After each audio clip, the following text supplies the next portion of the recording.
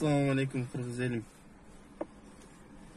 Бүгүнкү кырдаалда, Кыргызстанда болуп турган кырдаалды карап туруп четке тура албадык. Биз дагы Москвадан чыгып атабыз.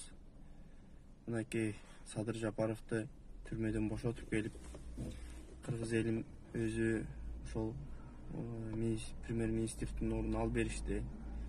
Бардыгы жакшы болгон.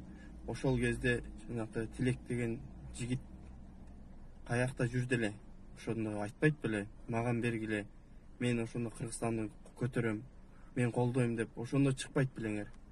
Бардыгы бүтүп, элдер үйлөрүнө таркагандан кийин өзүңөрдүн тарапташтарыңарды чыгарып алып, Элвира Сурабалдиева, Жанар Акаев, силер көп мени козгобой, тынчы, элди экиге бөлбөй, үчкө бөлбөй, тынчы отурсаңар жакшы болот эле.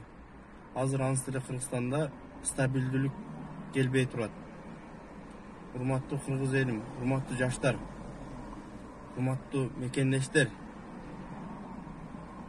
биздин ушундай акыбалга келгенибизге бир четинен карасаң өтө өкүнүчтүү да.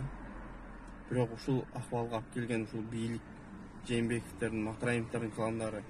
Эртең Садыр Жапаровду биз кой берсек, кайра ушул окуяны биз 5 жыл эмес 2 жылдын артында кайра күтө турган мезгил келет. Ошол эле кезде 2010 жылы, 2005 жылы болгон кезде деле биз жаш бала болсок дагы ошол кезде Текебаев Атамекен менен жүрүп, Акаевдин эмесин келип ушактан жаздырып кеткен. Кол эмесин, заявлениясын. Андан кийин Бакиевде дагы жүргөн. Кыйын экен, ошол мыйзамды кыйын жазган экен, тура жазып, анда ушул жолдо өзү тура жүрбөйт беле.